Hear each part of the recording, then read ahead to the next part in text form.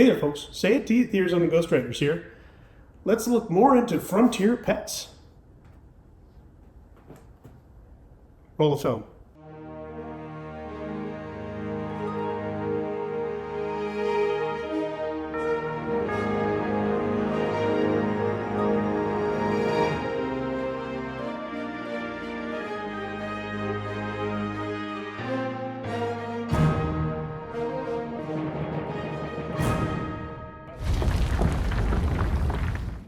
I gotta have a bandana in your Wild West town.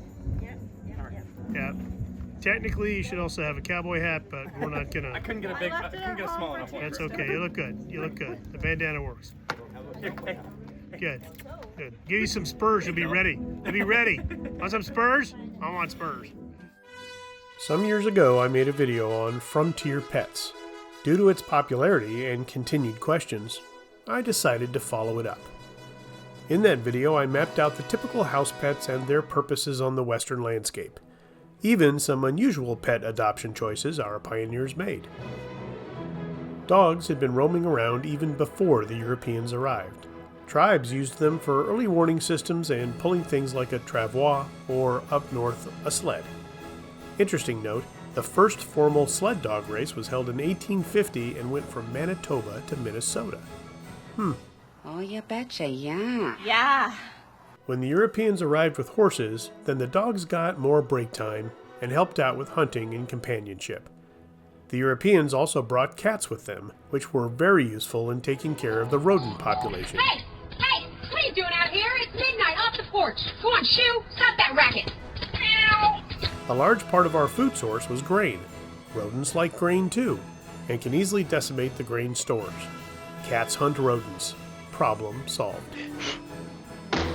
1876 Deadwood seemed to be having this very issue, but had no cats.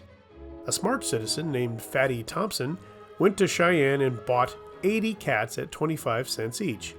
He returned to Deadwood and sold them for a huge profit. Kill anything smaller than a coyote. That's right. Who hasn't got a cat? I haven't. $50. Priscilla Colton bids $50. Anybody else? The cats eventually used the mine tailings for their litter box. Allegedly. Where I work, we have a couple cats that roam the property, keeping the mice population controlled. Cat Garrett and Cat Masterson are hard at work. Well, not so much. Mark Twain was a cat person, and some reports say he had upwards to 19. One was even named Buffalo Bill. Twain was even known to travel with cats. Some famous four-legged canines were seamen used on the Lewis and Clark expedition in 1803. It would appear hunting and early warning detection were his primary assignments. This came in handy when the group encountered some buffalo. George Armstrong Custer was a fan of greyhounds and had them around his camp. Luckily, they stayed behind when the 7th Cavalry found themselves in a pickle. Not a good pickle either. You might say the whole thing was a bad dill. This is just stupid. Around 1885, a stray dog named Calico Dorsey was adopted by a postmaster in Calico mining camp. Dorsey accompanied the mailman on his frequent journeys to the Bismarck mining camp, 3 miles away. One day, the postmaster sent the pup on his own, with a letter tied to his collar, and the rest is history. Calico Dorsey later retired in San Francisco. For a pension, he was fed peanut butter and a steady diet of gravy train. Maybe. Farms and ranches still look on these animals as cheap labor. Not to diminish pets, because they're often an integral part of the family. Companionship and unconditional love is hard to turn down, and our ancestors thought the same thing. I mean, at the end of the day, those eyes will warm your heart. So thanks, Furballs, for helping us settle the West. There's no more. There's no more. Oh. Well, folks, that's it for another episode. Thanks for watching. Hey, don't forget about Patreon. It's cheap at $3 a month. This week, we're talking about a mobile gallows here at work. Yeah, we got a gallows that we move around whenever a filmmaker needs it in this spot or that spot. It's kind of cool. And it's complete. What the hell kind of a town is this? You got a gallows without a rope. Well, mostly complete. Anyway, please like, share, and subscribe, and we'll see you on down the trail.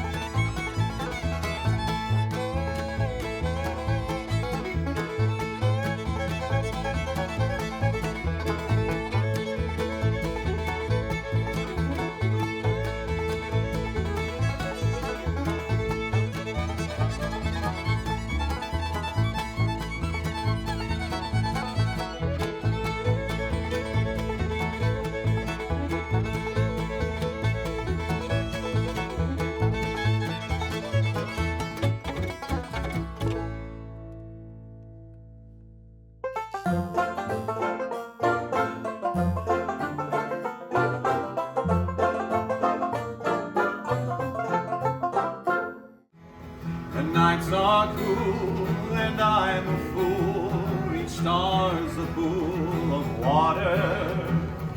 Cool